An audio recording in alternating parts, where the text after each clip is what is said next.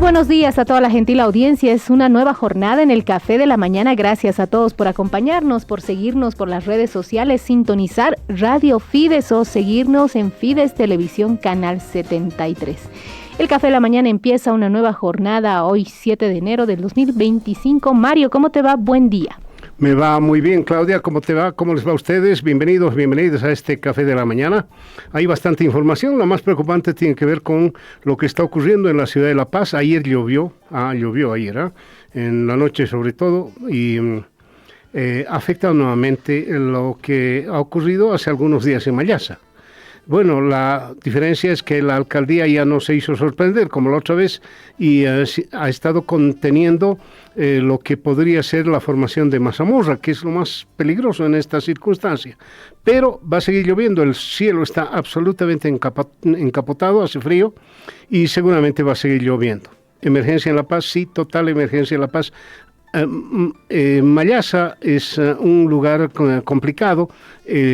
El lugar de los sargentos es otro lugar complicado, pero no hay que olvidarse de otros sectores, hay que desplazar maquinaria y en eso entiendo que están trabajando. En el panorama internacional, la duda de qué es lo que va a pasar en Venezuela. Las Fuerzas Armadas venezolanas están siendo entrenadas, o ya tendrán entrenamiento, pero están siendo preparadas para defender al régimen de Maduro. ¿Serán todos? Pero existe una idea de la señora Pastrana, expresidente de Colombia, que señala que se está reuniendo un grupo de expresidentes de la región para acompañar a Gonzalo Urrutia a Caracas a su posesión. Qué complicado, no sé si lo logran. Y finalmente, decirles rápidamente lo que ha pasado en Sucre, muy, muy raro.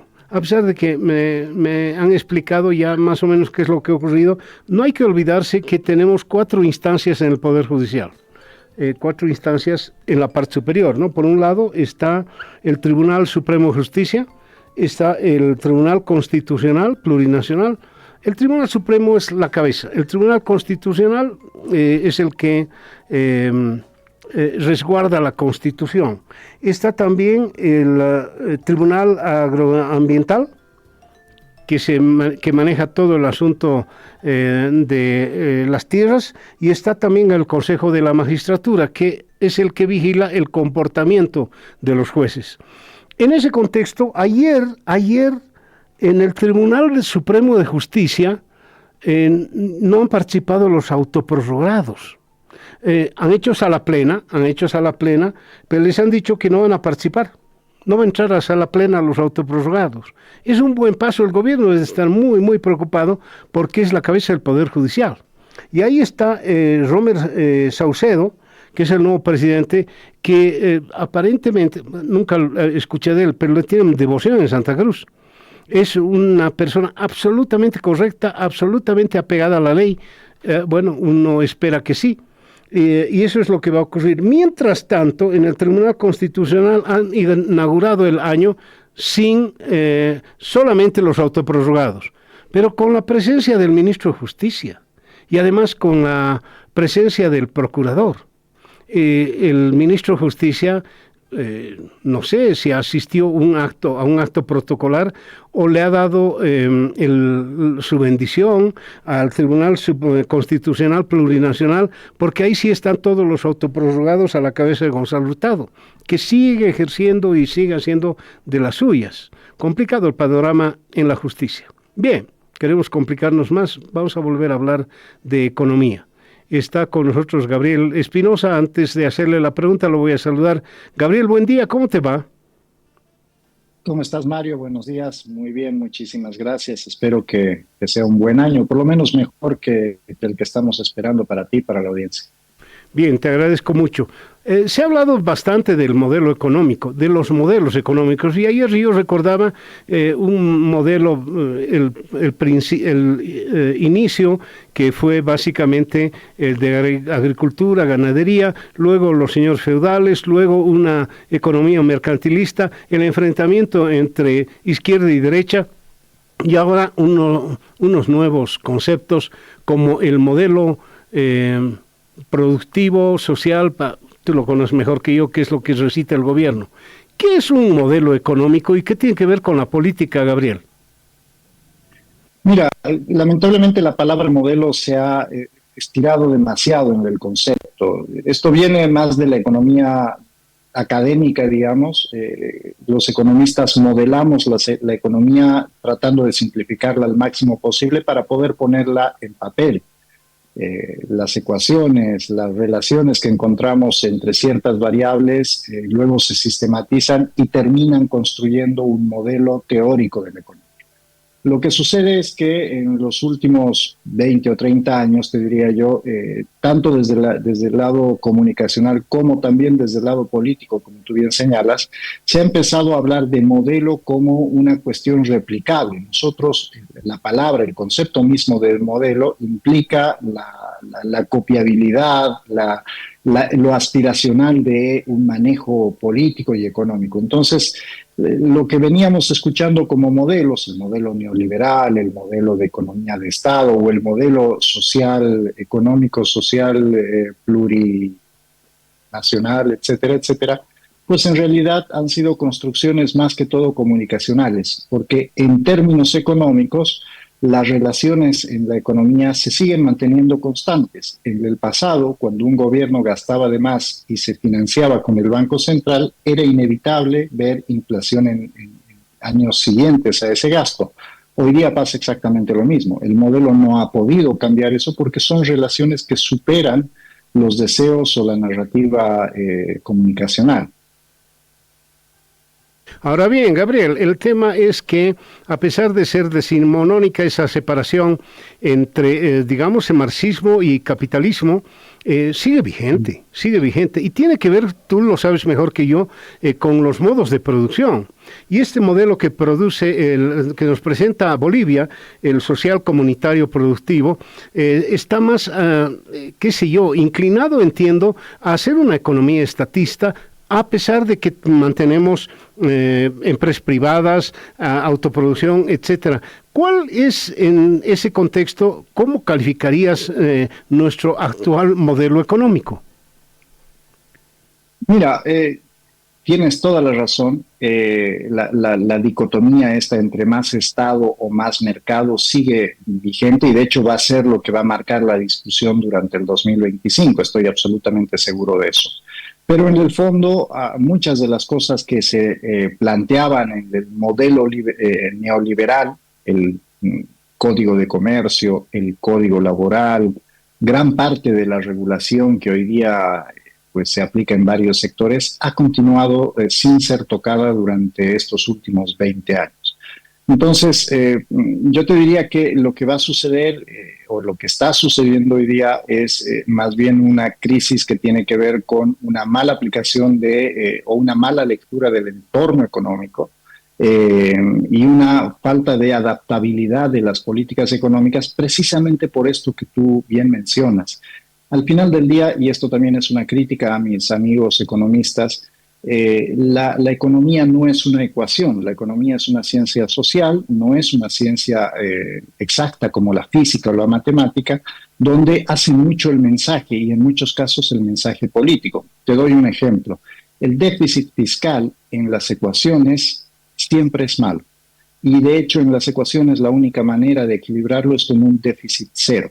Sin embargo, es cierto también que hay economías como Japón, Estados Unidos, la propia China, que ha crecido muchísimo en los últimos años con un modelo de mercado, aunque tiene una política sumamente comunista, pues han mantenido déficits fiscales sostenidos durante muchos años y obviamente esto tiene que ver con una decisión política. Entonces, en el fondo lo que estamos viendo hoy día es una batalla de ideas, una batalla en la que veremos cuál es la tendencia política del actual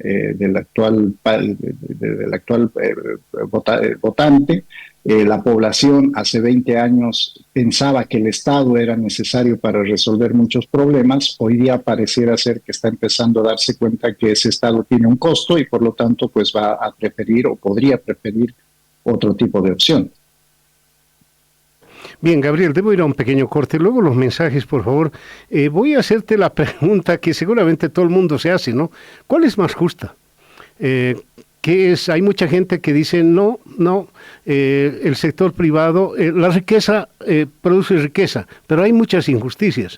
Pero no conozco, no sé si tú conoces algún país que haya sido realmente importante con una economía socialista. No sé, te lo pregunto luego en los mensajes, por favor. Enseguida vuelves. El café de la...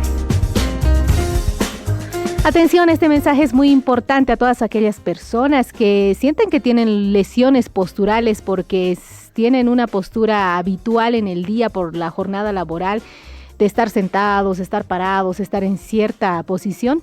¿Sabías que las lesiones posturales pueden afectar tu calidad de vida? La fisioterapia te brinda la herramienta para prevenir y tratar estas lesiones. Escucha atentamente, este mensaje es muy importante. Somos el Centro Integral de Fisioterapia Fisiosport BU, que estamos en campaña para prevenir estas lesiones posturales, para tratar estas lesiones posturales. Lo único que tú tienes que hacer es contactarte con nosotros en el 67 33 37 30, agendar una cita. La valoración es completamente gratuita. Nosotros vamos a valorar y vamos a corregir estas posturas que tienes, o vamos a tratar de prevenir si es que tú tienes algún trabajo especial. Tienes que llamar para previa consulta, tienes que llamar para que puedas reservar hora. Reiteramos una vez más, el número telefónico es el 67 33 37 30. 8 de la mañana, 50 minutos, dialogando con el economista Gabriel Espinosa, a quien le voy a reiterar la pregunta, aunque por otro lado, que en esta dicotomía Estado-privado se viene un año, bueno, ya estamos en un año absolutamente electoral. ¿Tú crees, Gabriel, que la discusión política, como me lo has dicho antes, va a centrarse en este tema? ¿Estamos absolutamente polarizados? Pareciera ser que por lo menos desde la narrativa sí. Si uno mira los discursos de los que ya se han lanzado como candidatos o precandidatos, hay una clara posición, normalmente la gubernamental, que habla de mantener esta presencia fuerte del Estado en la economía, con más empresas públicas, con más inversión pública como la dinamizadora de la economía. Y por otro lado está la crítica, la oposición sobre lo nocivo que está resultando ser un gobierno que para mantener esta presencia tan fuerte toma tanto crédito, pues genera desequilibrios en lo cambiario, en lo monetario, genera inflación y por lo tanto pues proponen un corte bastante abrupto del tamaño del Estado, de la presencia del Estado en la economía. Ahí voy a la pregunta que tú me hacías antes del corte. ¿Qué es más justo? ¿Cuál de estos dos modelos, los extremos, resultan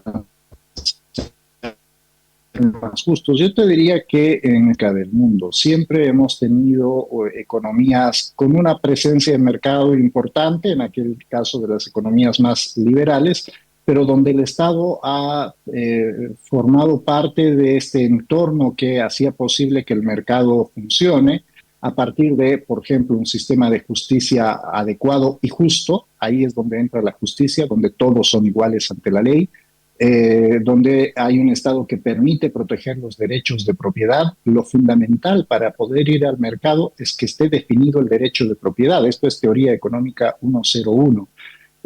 Para que tú puedas comprar o vender algo en el mercado tiene que quedar muy claro de quién es ese algo, y cuando tú lo vendas pues tiene que quedar muy claro y muy fácil la forma de transferir la propiedad de ese algo, ya sea tu trabajo, ya sea un bien, ya sea un servicio. Entonces el Estado siempre está presente para asegurar el cumplimiento de esos derechos mínimos y obviamente que ese cumplimiento de esos derechos mínimos sea pues igualitario para todos. Del otro lado está la idea de que un Estado puede redistribuir la riqueza, que es capaz de mirar todos los precios de la economía y establecer un precio justo, por ejemplo. Lo estamos viendo en los últimos meses cómo es muy difícil para empezar desde lo operativo, tener que intervenir mercados, encontrar aquellos que entre comillas hacen agio y especulación y luego determinar cuál es el precio justo. Yo le pregunto a las personas que están en la calle, imagínense ustedes que el día de mañana viene un gobernante y les dice que el valor de su trabajo ya no es el que están cobrando hoy día, sino que tiene que estar a la mitad o menos todavía, porque ese trabajo es importante para la sociedad. Si es importante, debería valer más, pero como es caro, pues este gobernante decide pues poner un precio más bajo por su trabajo. ¿Qué va a suceder? Pues probablemente la persona que hoy día está realizando ese trabajo, el día de mañana ya no quiere hacer ese trabajo y por lo tanto hay escasez. Entonces, siempre estos modelos en los extremos han sido muy difíciles de aplicar. En la realidad siempre hay un mix entre Estado y mercado. La idea es que aquí la pregunta es en realidad qué es lo que prefiere la gente. Si la gente está dispuesta a ceder un poco de su autonomía, entrando a un modelo un poco más regulatorio, o la gente está más dispuesta a competir de igual a igual con otras personas en el mercado. Cierro con esto muy cortito, Mario. Al final del día, lo que iguala condiciones en el mercado a largo plazo es la educación. Si tuviéramos y esto de hecho lo reconocen incluso las ramas más liberales de la economía, un sistema de educación adecuado, público, tú puedes igualar las oportunidades de aquellos que nacen en el lugar más pobre de un país con aquellos que nacen en una ciudad con acceso a sistemas de educación adecuados. Si eso no existe, siempre vamos a tener desigualdades intrínsecas que parten de condiciones que no tienen nada que ver con el esfuerzo de la persona, sino que tienen que ver con hechos aleatorios como el lugar de nacimiento, por ejemplo. Ahora, Gabriel, la pregunta tiene que ver con un justo medio ahora. Estamos enfrentados, no hay duda. O hacemos mercado o hacemos Estado, pero no hay que olvidarse de Juan Schiaretti, que era el gobernador de Córdoba y que alguna vez dijo, tanto mercado como sea posible y tanto Estado como sea necesario. La frasecita fue utilizada por Manfred Reyes Villa sin citar a Schiaretti. Pero bueno, es una cuestión donde el mismo Schiaretti decía, necesitamos un capitalismo que compita, no un capitalismo de amigotes. Entonces, ¿tú crees que en esta circunstancia se puede aplicar esas palabras de Schiaretti en Bolivia o es que el que tenga esa idea va a ser calificado como tibio? Mira, lamentablemente la discursiva que estamos viendo nos lleva a los extremos de los discursos, ¿no? Gente que te dice no más tibios, hay que ir por todo, hay que dinamitar el gobierno, hay que dinamitar la aduana, el Banco Central y demás. Y están estos otros que te dicen, si llegan estos dinamitadores al gobierno, pues se van a perder los derechos que hemos ganado en nuestros últimos 20 años. Un poco lo que vimos en Argentina. ¿Qué ha pasado en la práctica? Traigo el caso argentino a Bolivia. Milei llegó prometiendo muchísimas cosas, ha cumplido lo central que tenía que ver con la estabilización de la economía, pero se está tomando su tiempo para implementar las otras medidas que tenían que ver con la reducción total del Estado. Y esto tiene que ver básicamente con el hecho de que hay restricciones institucionales que más allá de la analítica y de la postura ideológica de quienes están hoy día proponiendo la dinamita, pues son difíciles de levantar. Hay leyes, hay regulaciones, hay normativa que uno no puede saltarse y que por lo tanto te van a tomar tiempo y también te obligan en alguna medida a moderar tu posición. Entonces, en ese sentido hay que también empezar a desglosar un poquito algunas de las posiciones, entender que muchas de estas posiciones en la práctica son imposibles de llevar adelante, por lo menos en el tiempo que se han propuesto, y que de hecho van a terminar siendo, en muchos de los casos, tensionantes del discurso político. Hoy día, si uno no propone dinamitar el Banco Central, es calificado como tibio en algunos extremos y en el otro lado te califican como neoliberal. Esto polariza más todavía una sociedad que ya viene tensionada por otros factores además del económico, lo cual puede ser algo bastante malo para el 2025, ¿no? Ahora, José Gabriel, el tema es volver a lo que está ocurriendo en nuestro país y lo que insiste el presidente, ¿no? El presidente ha insistido en que este modelo social comunitario y productivo es el que le sirve a Bolivia.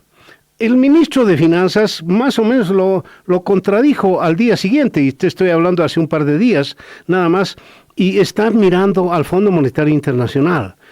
¿Tú crees que este modelo, el que lleva adelante Arce desde cuando era ministro y ahora que es presidente, podrá sobrevivir un año más? Mira, yo insisto con la respuesta, Mario, no hay un modelo. Esto ha sido una construcción mediática, básicamente de PowerPoint, digo yo, de un presidente que tomaba datos al azar y los iba juntando para decir que él era el papá de un modelo. Si uno mira lo que ha sucedido en Bolivia, el Bolsín, la subvención a los combustibles, Mario, tú lo sabes, se implementa en febrero del 2004. El esquema que tenemos hoy día se implementó en febrero del 2004. En ese momento no estaba Luis Arce en el gobierno. El Código de Comercio viene de los años 90. Él tampoco tuvo nada que ver con eso. La política monetaria que se implementaba en el Banco Central, de hecho, fue implementada ya el origen de esto a finales de los 90 con Juan Antonio Morales como presidente del Banco Central.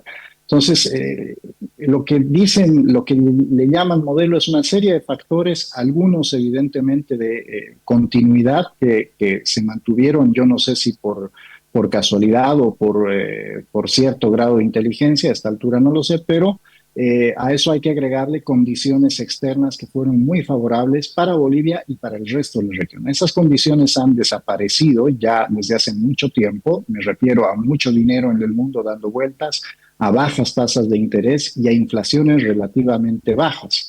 Hoy día, el 2024, el 2025, la inflación en el mundo ha empezado a descender, pero está bastante más alta que lo que teníamos a principios de los 2000 o a finales de la década del 2010. Entonces, el mundo ha cambiado. El presidente Arce ha demostrado una incapacidad muy grande para adaptar sus ideas a este nuevo contexto. Entonces, yo no te diría que, y para responderte, digamos, de una manera un poco más cercana a tu pregunta, no te diría que este modelo puede sobrevivir un año más, porque en realidad el modelo ya no existe. Hace 4 o 5 años atrás dejó de tener las condiciones necesarias para subsistir. Pasa que nosotros nos dimos cuenta recién porque se fueron gastando los ahorros, se fueron gastando los recursos, las reservas que tenemos. No solamente las del Banco Central, sino, por ejemplo, las de YPFB. El informe que daba el presidente del Banco Central hace unos días sobre las reservas, muy orgulloso él, decía que parte de la política del Banco Central fue repatriar los recursos de las empresas públicas. Nos ha dicho, en otras palabras, que le ha quitado la plata que necesitan las empresas públicas afuera para poder trabajar y se las ha traído a las reservas para gastarlas, ¿no? Entonces, no solamente hemos venido agotando las reservas del Banco Central, hemos venido agotando las reservas del resto de la economía.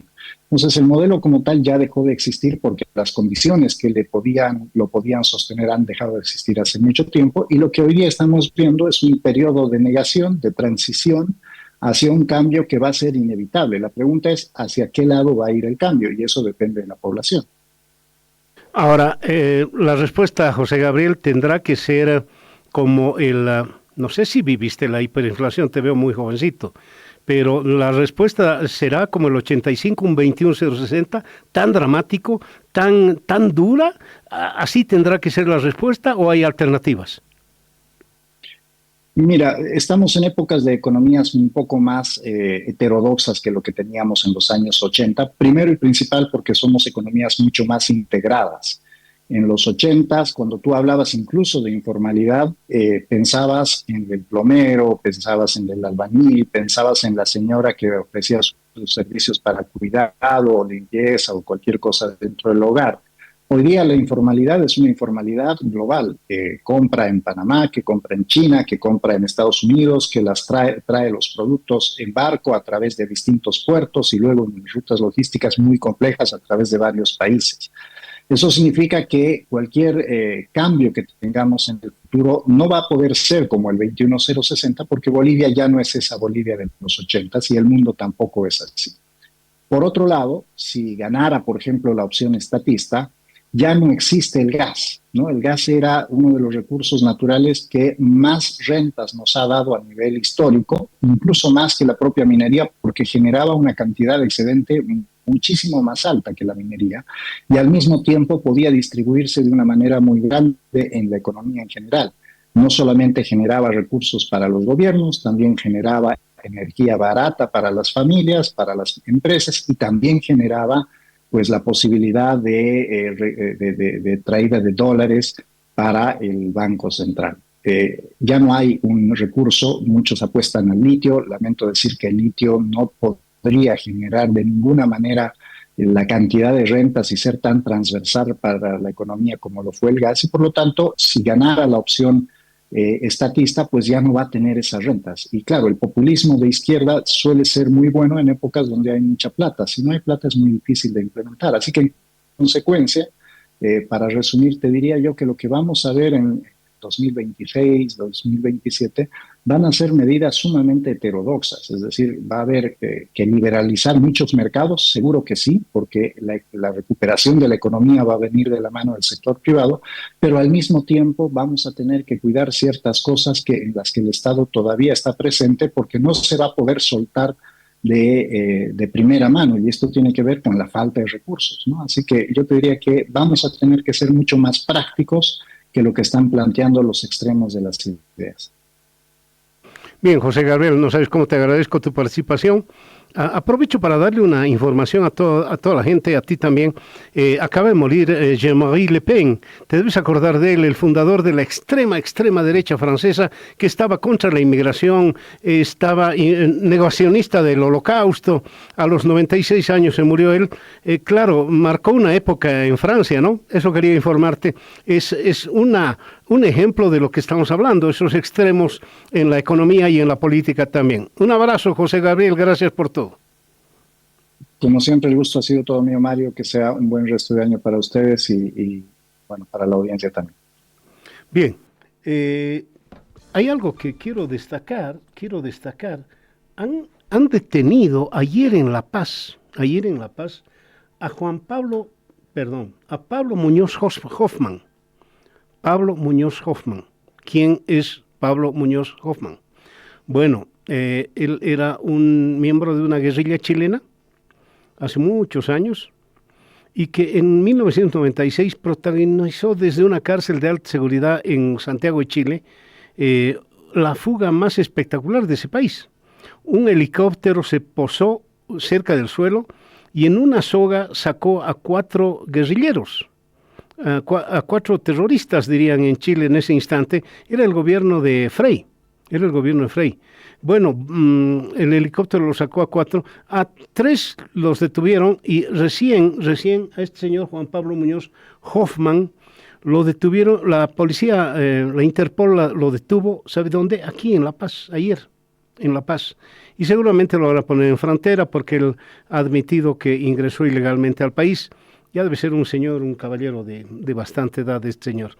Eso quería informarles, lo voy a emplear un poquito más adelante. Por ahora nos vamos a la pausa.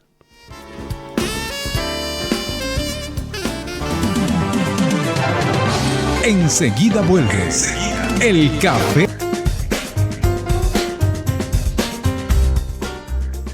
Bien, 9 de la mañana con 10 minutos.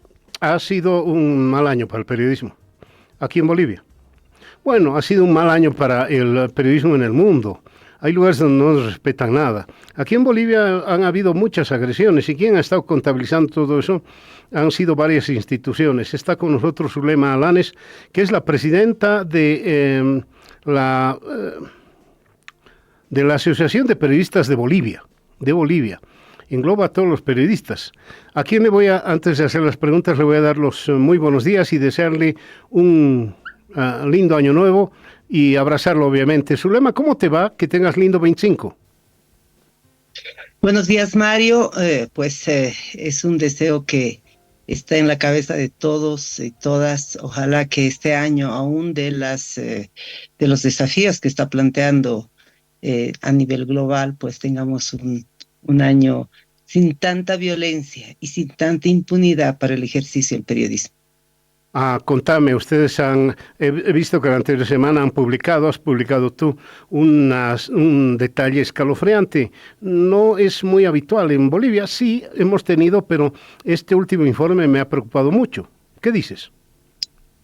A ver, como tú sabes, son varios los observatorios que hacen seguimiento y contabilizan la cantidad de vulneraciones a la libertad de expresión y la libertad de prensa, y tomando en cuenta esos registros y los nuestros que también confirman esa información. Hemos llegado a establecer que el 2024 ha cerrado con 182 vulneraciones a la libertad de expresión y a la libertad de prensa. De ese total, el 82% ha afectado directamente el trabajo periodístico. Eso significa que 149 periodistas o trabajadores de la prensa, estamos hablando de camarógrafos, fotoperiodistas, por ejemplo, han sido afectados en las coberturas informativas.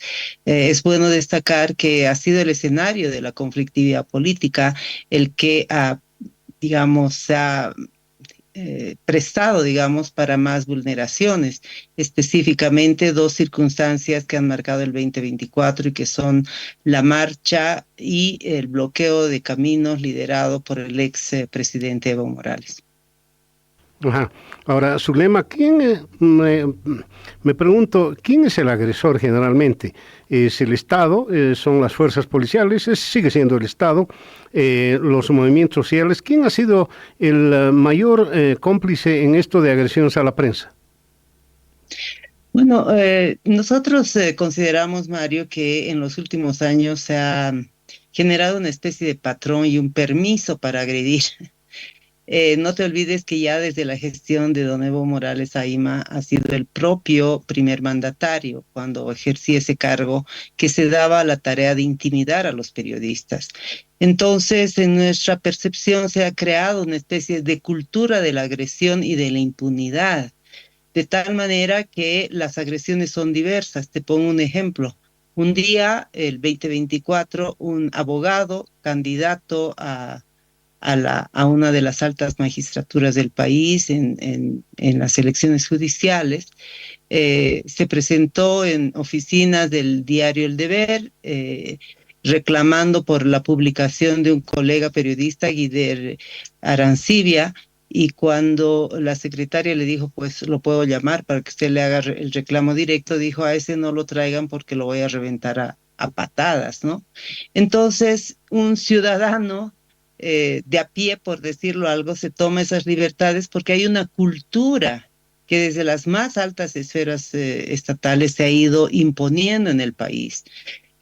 No nos olvidemos también que ha sido el gobierno de Evo Morales el que ha desplegado bajo, digamos, la conducción de lo que yo denomino el tristemente célebre ministro de la presidencia, el señor Quintana, la famosa campaña del cártel de la mentira, estigmatizando, desprestigiando a periodistas que tenían mucha legitimidad entre las audiencias, ¿no? U otro tipo de acciones como los denominados guerreros digitales, cuyo trabajo es atacar a los periodistas, desprestigiar su trabajo y difundir esa idea de que los periodistas mienten y que los medios de comunicación defienden otros intereses que no tienen nada que ver con el derecho de la ciudadanía a estar bien informada. O sea, como ves tú, se configura una serie de factores que han generado una sistemática vulneración de la libertad de prensa y que ha afectado de una manera grave el trabajo de la prensa. En medio de todo eso, por supuesto que es también preocupante que sean altas autoridades estatales, policías, fiscales, jueces, viceministros, ministros, gobernadores, alcaldes, etcétera, que también se den a la tarea de vulnerar el trabajo de la prensa, agredir directamente a los periodistas, negar información cuando se realizan investigaciones, bloquear el acceso a las fuentes informativas, dar instrucciones precisas para que los responsables de las oficinas de comunicación no entreguen información cuando se acercan a las oficinas a investigar algún tema, etcétera. Son múltiples y por supuesto las agresiones verbales, las agresiones físicas, como las que, reitero, se han dado en el contexto de el bloqueo y la marcha de Evo Morales. En octubre de este año, como lo decimos en nuestro balance 2024, un poco que sonaron todas las alarmas porque había una consigna de los bloqueadores, había una consigna para atacar a los periodistas, para evitar que los periodistas realicen su trabajo en el lugar de los hechos. La primera señal de alarma se dio en Parotani, cuando la instructiva era quítenles las cámaras y quémenlos vivos. Eso parecía un comentario aislado, pero que se confirmó 2 días después, cuando en Mairana 3 periodistas fueron gravemente golpeados, 2 de ellos fueron tomados de rehenes junto con policías y fueron rociados con gasolina y amenazados con ser quemados vivos. Entonces, eso nos dio cuenta de que había un patrón, que había una consigna, una escalada de violencia contra los periodistas que a esa altura el partido parecía no tener límites. A unos cuantos kilómetros de distancia de lo que estaba ocurriendo en Mairana y en Parotani, en la carretera Cochabamba-Santa Cruz, otro periodista de Unitel fue amenazado de muerte también, fue agredido por uno de los bloqueadores, el que le puso una soga en el cuello e intentó asfixiarlo en presencia de su camarógrafo y de su equipo de trabajo que estaba haciendo la cobertura en esa región. Entonces, son señales desde nuestro punto de vista muy, muy preocupantes y lamentablemente, cuando tú dices quiénes son los agresores, esos son los agresores, pero también aquí hay una responsabilidad del Estado y nosotros consideramos que en medio de este contexto de violencia contra el trabajo periodístico hay una falta de protección estatal de todas las instancias encargadas de hacerlo. Este año, en 2 oportunidades, el ministro de Gobierno ha anunciado que coadyuvaría con las denuncias formuladas en el caso de una agresión a un camarógrafo en la marcha de Evo Morales, donde estaba involucrado el famoso señor Orestes, que creo que es novio de la hija de Evo Morales. El ministro de Gobierno anunció una investigación. Y también en el caso de uno de los periodistas agredidos en Mairana, el periodista Chubé. En ninguno de los casos ha prosperado la investigación. Se ha presentado la denuncia y los 2 casos siguen en total impunidad. Y a eso añadimos el caso que desde hace 3 años lo venimos reclamando, como es el caso Las Londras, cuyos detalles ya toda la ciudadanía conoce, ¿no? Secuestro, amenaza de muerte, intimidación a 7 periodistas que estaban realizando la cobertura de un avasallamiento en esa zona de Santa Cruz. Bien, Zulema, durísimo el informe. Debo ir a un corte, Zulema, por favor, pero luego del corte, este año es interesante. No son los 200 años de Bolivia únicamente, son 100 años de la ley de imprenta. Te voy a preguntar qué hacer para preservar esa ley. ¿Hay que cambiarla? Hay alguna gente que dice hay que modernizarla. Hay gente que dice hay que meterle perspectivas en género. Te lo voy a preguntar los mensajes, por favor. Muy bien. Enseguida vuelve el Café de la Mañana. El cuidado del agua comienza en casa. No abras la ducha si todavía no te vas a bañar. Se pierden muchos litros de agua. Procura tomar duchas cortas, porque por cada minuto que pasa, gastas 10 litros de agua. El agua es vida, cuídala. La responsabilidad es de todos. Reduce tu consumo. Seamos gotas de cambio para vivir bien. Un mensaje de EPSAS, Empresa Pública Social de Agua y Saneamiento. Si el resfrío te pone muy mal y tienes fiebre y dolor muscular, si ya no puedes con la congestión nasal, pues de inmediato te doy la solución. Refrianex es efectivo y actúa con rapidez. Con Refrianex día y noche te vas a aliviar. Tu resfrío ya fue. Con Refrianex comprimidos día y noche, tu resfrío ya fue. Refrianex comprimidos día y noche contiene clorfeniramina, deisofedrina y paracetamol. El Ministerio de Salud advierte que la automedicación causa efectos secundarios en la salud de la población. Consulte a su médico si no advierte mejoría. ABIC, 50 años de estudios geológicos, geotécnicos, otorgando confianza, seguridad y economía a diseños y construcciones de los vecinos en el Departamento de La Paz y a nivel nacional. ABIC. Dirección, Edificio Exaltación, número 4683, Zona Obrajes, Avenida Hernando Siles, entre las calles 1 y 2. Asociación Boliviana de Ingeniería Geotécnica, ABIC. Campaña de gastritis. Si presenta reflujo, boca amarga en ayunas, ardor en boca del estómago, hinchazón, dolor abdominal, puede ser que tenga gastritis. Cuida tu salud. En Siempre Salud presentamos la campaña de gastritis por el mes de enero. Incluye consulta médica, exámenes de laboratorios clínicos. Contáctese al 789-31889. Estamos ubicados en la calle Sucre, esquina Genaro San Ginés. Siempre Salud, multiconsultorio de especialidades médicas. Continúe en sintonía de El Café de la Mañana. El Café de la Mañana. Zulema Alán es presidente de la Asociación de Periodistas de Bolivia. Zulema, el 19 de enero vamos a recordar los 100 años de la ley de imprenta promulgada por el gobierno de Bautista Saavedra. Es un acontecimiento. Nunca. Hay muchos gobiernos dictatoriales, sobre todo algunos democráticos, que les ha escocido la posibilidad de cambiar la ley de imprenta, acomodarla a las circunstancias. ¿Cómo vamos a recibir estos 100 años de la ley, Zulema? Mario, gracias por la pregunta. Creo que es muy significativa porque son 100 años del centenario de la ley de imprenta en el contexto del bicentenario del país. Nosotros vamos a recibir esta fecha como un momento de reafirmación de la validez de los principios fundamentales de esta norma. Nosotros la reivindicamos. En perspectiva de esta conmemoración, hemos realizado 9 encuentros departamentales. Las asociaciones de periodistas de todo el país han analizado, reflexionado y proyectado la validez de esta norma.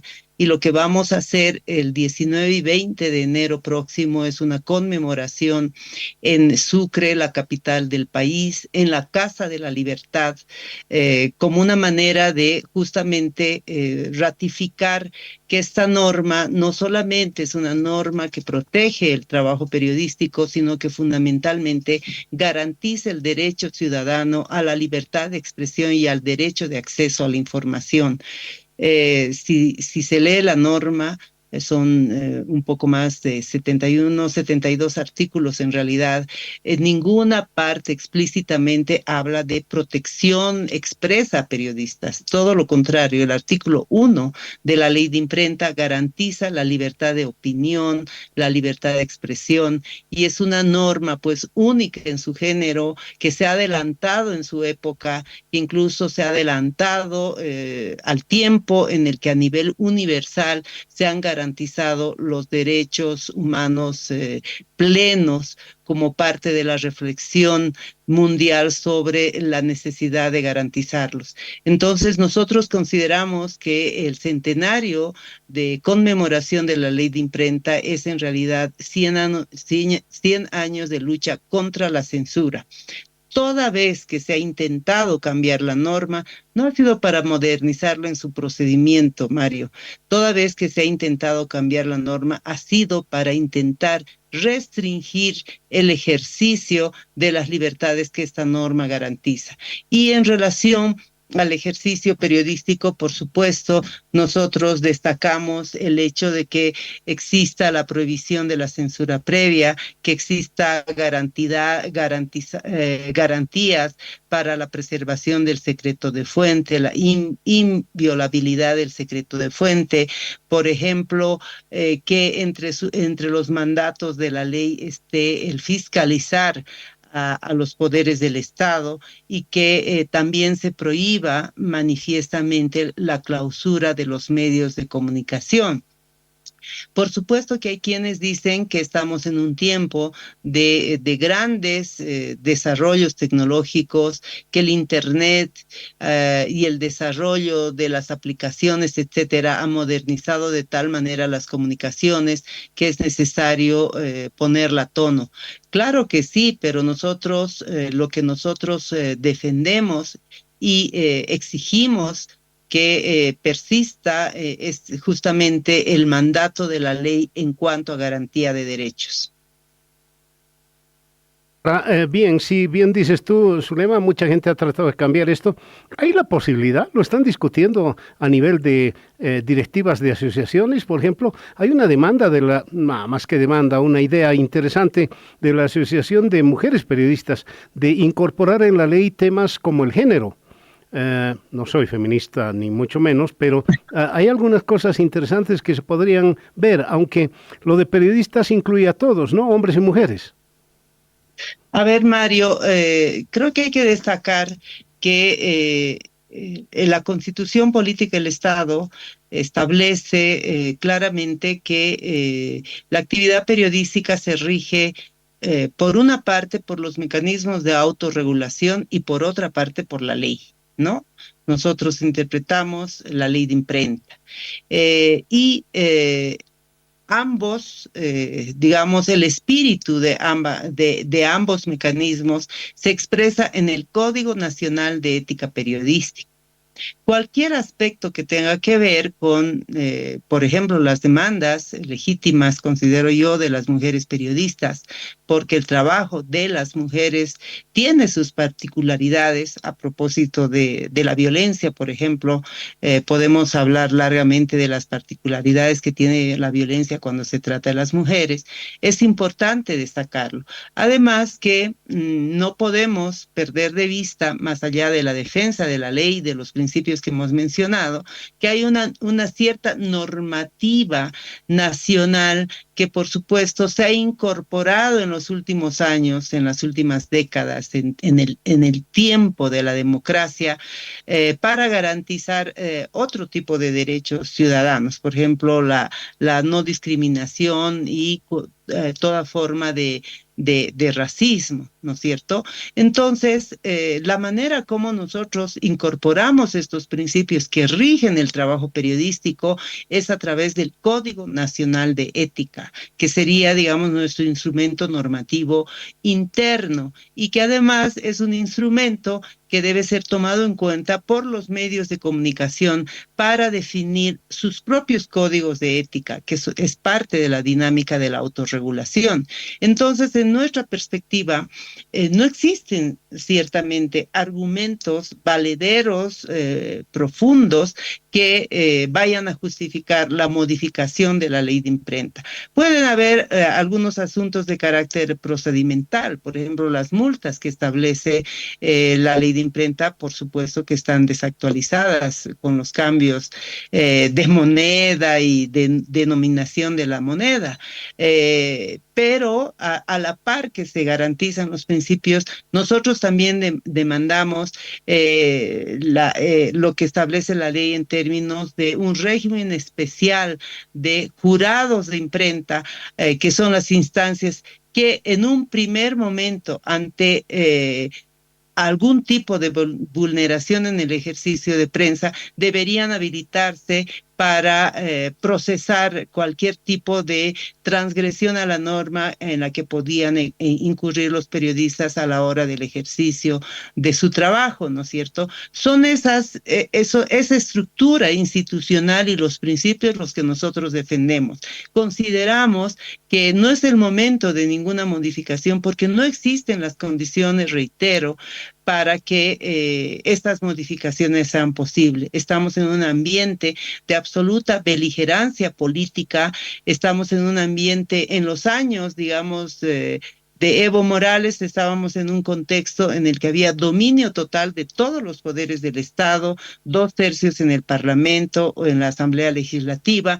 No existían desde nuestro punto de vista condiciones para avanzar en una modificación y consideramos que en este momento tampoco existen condiciones para aquello y las cifras de la violencia que se desata contra el trabajo periodístico creo que son una evidencia de aquello. Bien, Zulema, lo último, en todo caso, hay gente que asegura desde distintos medios, generalmente gubernamentales, que la ley de imprenta nos da algo de impunidad, y no es así, no es así. Es decir, tenemos autorregulación, pero no impunidad nada, ¿no? ¿Qué dices? No, en absoluto. La norma es absolutamente clara. El trabajo periodístico está regido estrictamente por el Código Nacional de Ética, que recoge, reitero, la normatividad, toda la normatividad que se ha ido incorporando en el país, la garantía de la no violencia hacia las mujeres, la no discriminación por razón de opción sexual, en fin, toda la normativa que se ha ido incorporando, el compromiso de los medios de comunicación en la lucha contra la violencia para garantizar una vida libre de violencia hacia las mujeres, en fin, la garantía de no discriminación racista, etcétera. Toda esa normativa está incorporada en nuestro Código Nacional de Ética. Esos aspectos no están señalados, ni protegidos, ni blindados para que haya impunidad en el trabajo de los periodistas. Lo que la ley de imprenta está garantizando, entre otros, es la libertad de pensamiento y de opinión, de información, el derecho de acceso a la información, la prohibición de la censura previa, la inviolabilidad del secreto de prensa, el derecho a criticar a los poderes, la garantía de que los medios de comunicación no serán clausurados al arbitrio de los gobiernos de turno.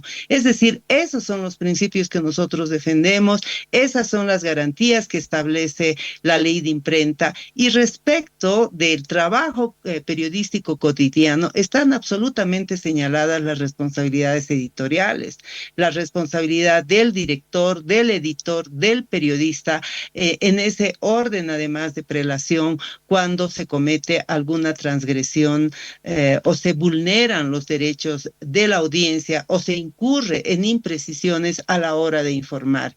Y paralelamente tenemos el mecanismo del Tribunal Nacional de Ética Periodística, una instancia a la que puede acudir cualquier ciudadano, cualquier autoridad para denunciar algún tipo de vulneración en el ejercicio del trabajo periodístico. Tenemos a la fecha, en los últimos 2 años, un registro de cerca de 30 denuncias presentadas al Tribunal Nacional de Ética Periodística, y de entre esas denuncias, varias han favorecido los reclamos incluso de autoridades de gobierno.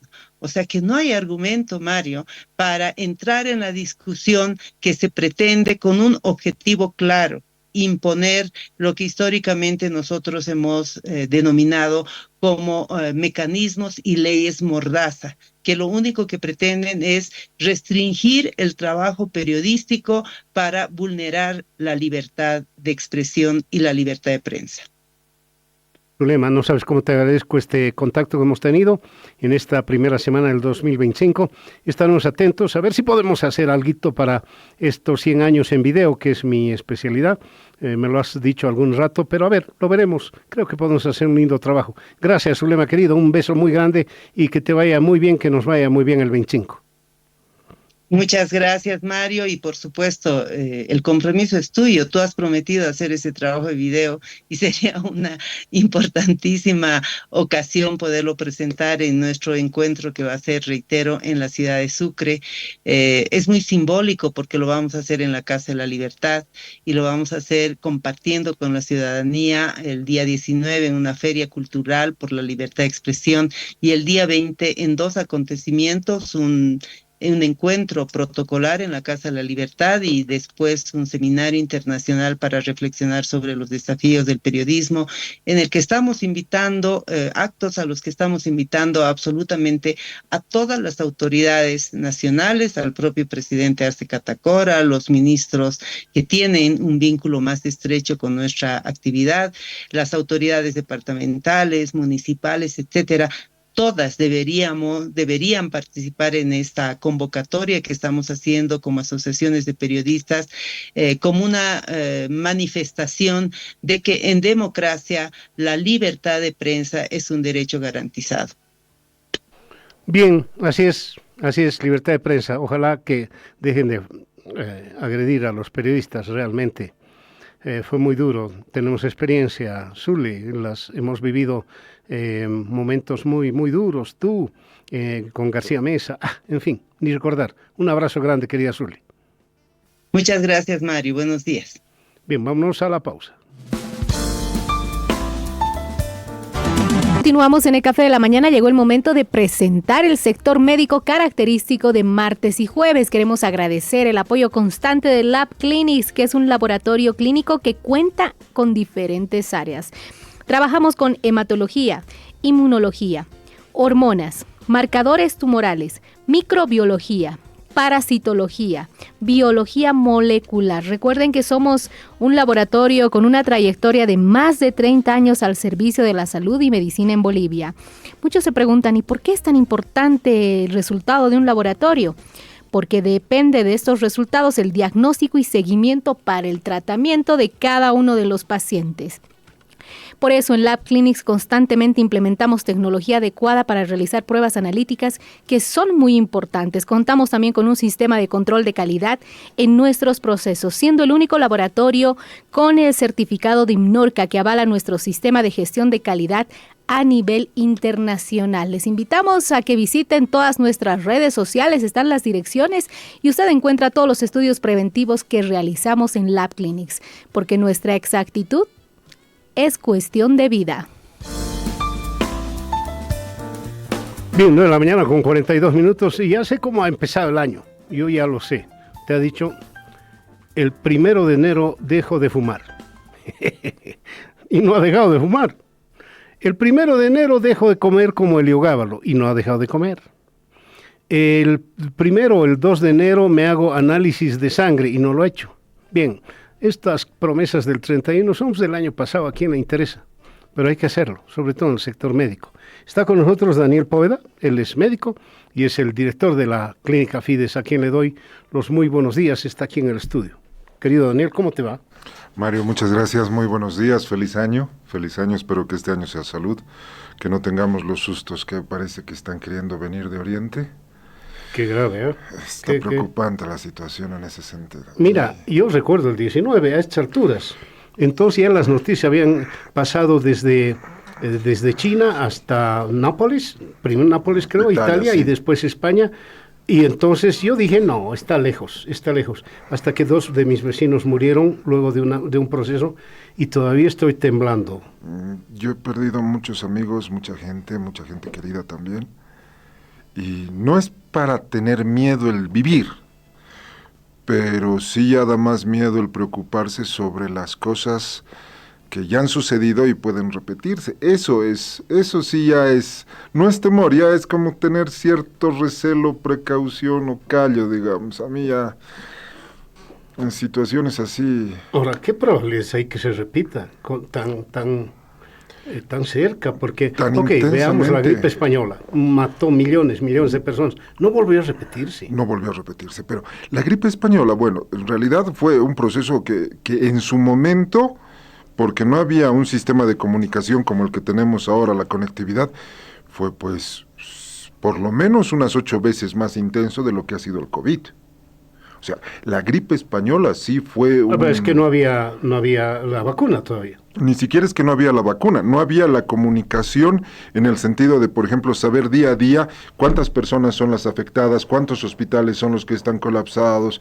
En ese momento donde la información era más, el telégrafo era lo que se usaba más rápido, digamos, sí. O sea, la información llegaba muy lenta, muy pausada, pero cuando se hizo el análisis total de lo que fue la fiebre española, o la gripe española que le decían así, el resultado fue pues más terrible que el COVID. En realidad, eso sí ha sido más terrible. 80 millones de personas que murieron. En teoría, cuando en ese momento no había ni censos, no había capacidad de contar, o sea, tampoco puedes decir que haya sido ese número. Como tampoco podemos decir que en este momento las cifras que se manejan del COVID a nivel mundial son las exactas. Están más cercanas, ¿no? En Bolivia 30.000, 29.000 y pico, 30.000. Quizás un poco más. El censo nos iba a decir eso, ¿no? Eso es lo que hay que esperar, digamos, pero hasta ahora nada. Ahora dime una cosa, doctor, ¿está bien que me ponga a la defensiva? ¿Qué cuidados debería tomar? ¿Vacunarme, no acercarme, usar barbijo? Mira, sí hay que usar barbijo en el sentido de que, por ejemplo, si tú te sientes resfriado, sí, para proteger al resto tienes que usar barbijo. Si tú estás con una condición en la cual estás yendo a un lugar donde sí te vas a exponer y tienes condicionantes que te puedan afectar, sí tienes que usar barbijo.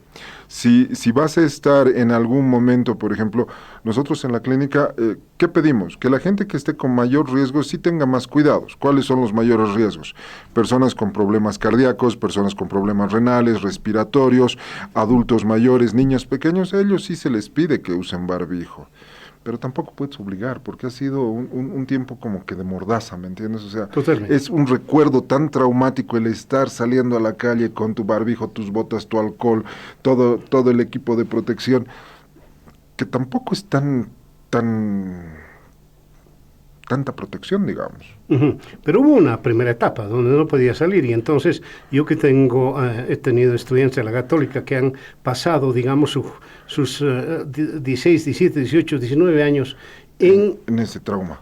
En un momento donde no podías sacar ni la nariz fuera de tu casa, pues ha tenido una pandemia psicológica muy dura. Y se mantiene todavía, hay mucha secuela de eso. Y ahí es, por ejemplo, lo que tú decías, ¿qué es lo que yo necesito en primera instancia como protección? Ahí, por ejemplo, ¿qué es lo que necesitas? Tienes que tener una parte que es nutricional, una buena dieta, siempre estar pendiente de tu dieta, en el sentido de que la calidad de la comida sea una herramienta de cuidado y protección. Otro es actividad física. Otro es tener, por ejemplo, un cuidado emocional, en el cual eso es algo que no se ha tocado mucho en este momento, y es el hecho de que, por ejemplo, el cuidado emocional no viene en pastillas. Muchas veces el cuidado emocional viene en el contacto con tu familia, el cuidado emocional viene en tener la tranquilidad de poder decir hola, mamá. La actitud, el hecho de mantenerte unido con tu familia. Uh-huh. Y aparte de eso tienes todo lo que venga a ser lo clínico. O sea, te puedo decir, hay que hacerse un control laboratorial por lo menos una vez al año completo, y ahí vienen por edades. Si tienes un niño que está hasta los 7 o 8 años, tienes que pensar sus vacunas, su control dental, su control oftalmológico para prepararlo al colegio, digamos. Uh-huh. Eso es lo básico. Cuando tienes un niño más grande, entre los 8 y los 12 años, un preadolescente, lo mismo. Sus vacunas, si es mujercita, pensar en la vacuna contra lo que es el cáncer de cuello uterino, que sí es la edad de colocación ideal. Oftalmología, dentista. Eso hay que controlarlo. Si tienes un adulto joven que está ya en la pubertad hasta sus 20 años, lo mismo. Tienes que hacer tu control regular. El dentista y el oftalmólogo una vez al año no te va a hacer mal, más bien te va a tener a esa persona bien cuidada para afrontar lo que es la vida diaria. Uh-huh. Pero después, cuando pasamos de los 30 a los 40, el adulto mediano o joven, digamos, ahí sí tienes que tener cuidados con laboratorios, control de Papá Nicolau en las mujeres. ¿Por qué? Porque son edades en donde la actividad reproductiva sí es importante, porque es la capacidad reproductiva en su plena flor. Ajá. Tienes que tener cuidado. Después, desde los 40 hasta los 60, tienes que tener cuidados en los cuales, por ejemplo, ya vienen las prevenciones. Prevención de cáncer de próstata, prevención de cáncer de cérvix o de cuello uterino, prevención de mamas, prevención de todo lo que sean procesos articulares, reumáticos, prevención de procesos oculares. Y como nunca, y ahí te voy a decir, uno de los problemas que no se tocan en esa edad es ver cómo está la calidad de la dentadura. Mira que yo te digo, en ese sentido, muchos de los problemas dietéticos, muchos de los problemas cardíacos pueden estar relacionados a una mala dentición, una mala dentadura, malos cuidados dentales. Uh-huh. Y con eso... Ya no sigas subiendo la edad, por favor. Debo ir a un pequeño corte, sí. Nos vamos. Luego los mensajes vamos a hablar. En mi edad, por ejemplo, ya según el doctor, yo debería estar o en un geriátrico o viviendo en una clínica, algo así. Luego los mensajes se lo consulto.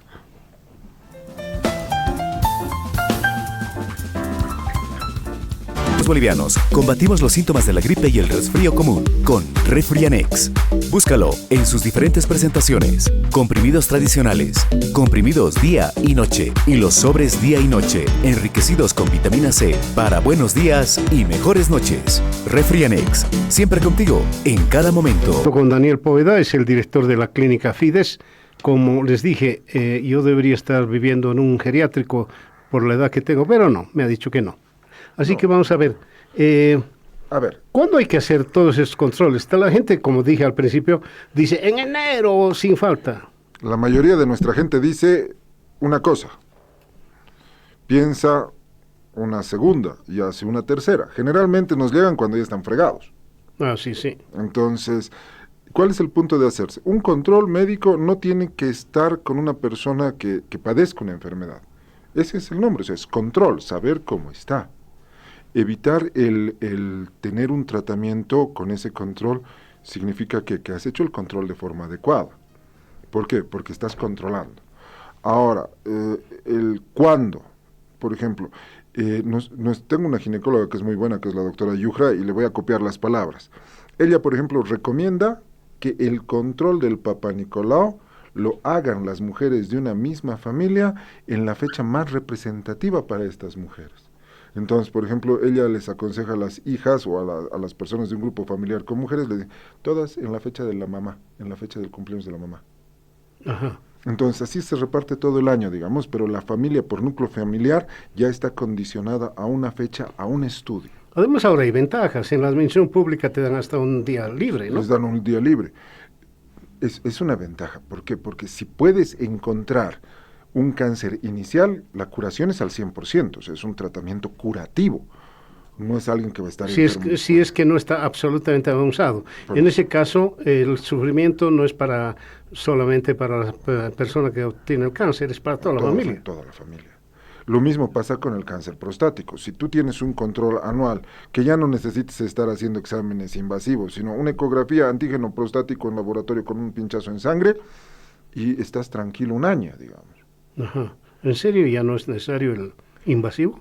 No, porque la ecografía ya te da peso, volumen, consistencia, en ese sentido. Porque yo estaba leyendo, y ese es el gran drama que tenemos cuando acudimos al doctor Google, ¿lo conoce? Sí. O al doctor Yahoo, que son muy buenos. Te dicen cualquier cosa, es decir, la cantidad de opiniones que hay ahí, no haga esto, no es mejor el tacto, no es mejor, tantas opiniones que... Pero es que... Tú tienes al doctor Google como un punto en el cual la gente quiere tener una información cuando no hay una información verídica. Y el problema es que se ha saturado tanto con fake news o con procesos de acumulación de mitos que ya no es real. O sea, es el acceso a tanta información que ya se difumina la verdad entre tanto está de moda.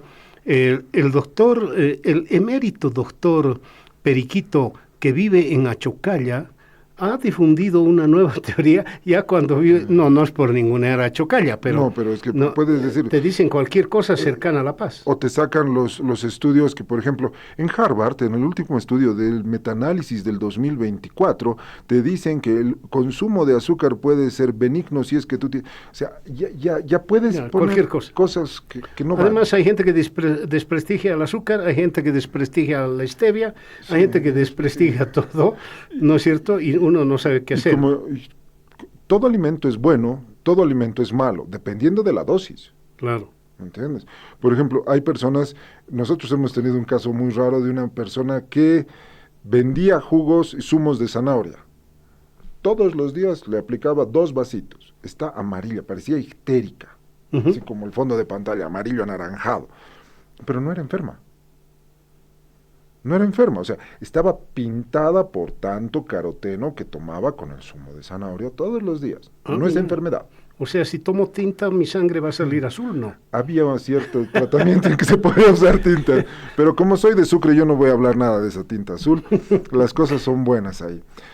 Pero los mitos en relación a todo lo que es ciencia y salud, por ejemplo, es algo que nosotros hemos vivido en la pandemia del COVID. Por ejemplo, el ácido clorhídrico, el ácido hipocloroso, el usar esto, usar aquello, usar este producto, que no sabíamos porque estábamos en un proceso de plena ignorancia, en un proceso de investigación, y cualquier cosa que salía, todos se agarraban de eso. Era un desespero, era la ansiedad y la angustia de querer tener una respuesta. Así es, sí, pero ¿sabes qué es lo que me ha preocupado? No sé si me ha preocupado o me ha abierto los ojos. El nuevo secretario de Salud de Estados Unidos, nombrado por Trump, señor Robert Kennedy. Antivacunas, total. Antivacunas. Es un genio, ese es un señor científico. Sí, pero, a ver, también tiene el concepto, y esto hay que ponerlo así. Por ejemplo, si tú nombras a alguien que sí tiene los conceptos básicos, puede defenderte su posición en base a argumentos reales. Por ejemplo, si te dice, yo soy antivacunas, ¿por qué? Porque muchas de estas vacunas no han sido probadas el tiempo suficiente como para establecer su seguridad. Tú no tienes cómo refutar eso. Tienes razón. Pero no son todas las vacunas. Claro. ¿Me entiendes? Él está entrando y tiene conceptos que pueden no ser fácilmente refutables porque tienen un argumento basado, ¿sí?, en lo que es la experiencia empírica, en la realidad y en los datos. O sea, no es alguien que te está viniendo, yo no creo en las vacunas porque... Por Dios, o por Alá, ¿no? O por Alá, o por, nada de cosas por así. cualquier cosa. El no. tema es que también lo revienta, se ha tirado absolutamente contra la industria farmacéutica. Pero es que, por ejemplo, yo te digo una cosa, la industria medicamentosa es la industria más potente que existe a nivel del planeta.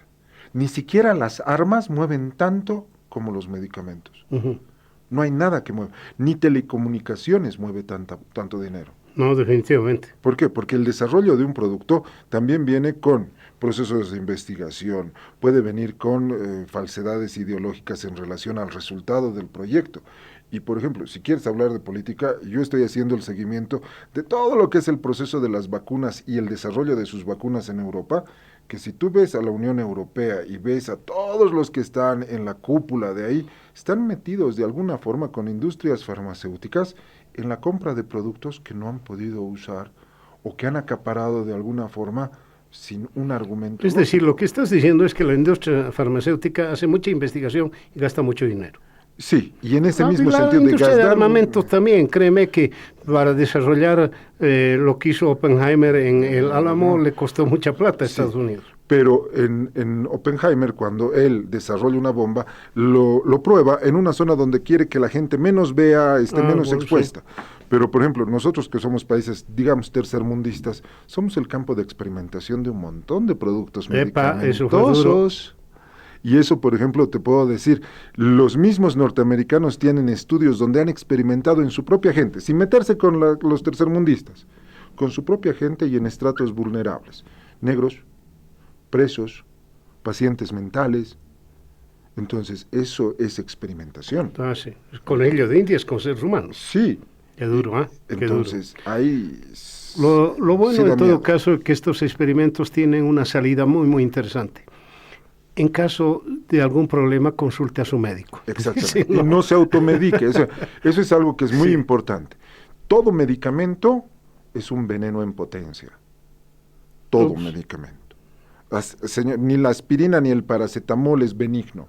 Puedes perforar un estómago dando aspirina, puedes tener insuficiencia hepática o falla renal con paracetamol. O sea, todo veneno depende de la dosis. Ajá. Entonces, hasta ciertos venenos son muy buenos, yo te diría. Sí, conozco algunos. Sí, generalmente, por ejemplo, el veneno más grande que nosotros tenemos, si lo calculamos así, está entre las grasas y el azúcar, y son deliciosos.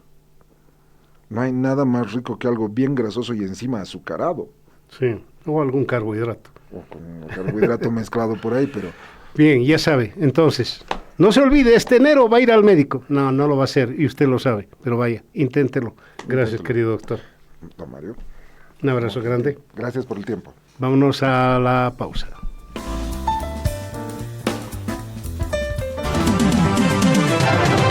Enseguida vuelve el Café de la Mañana. A la cuenta de 3 pedimos el deseo. Sí, ya quiero ver a Papá Noel. 1, 2, 3.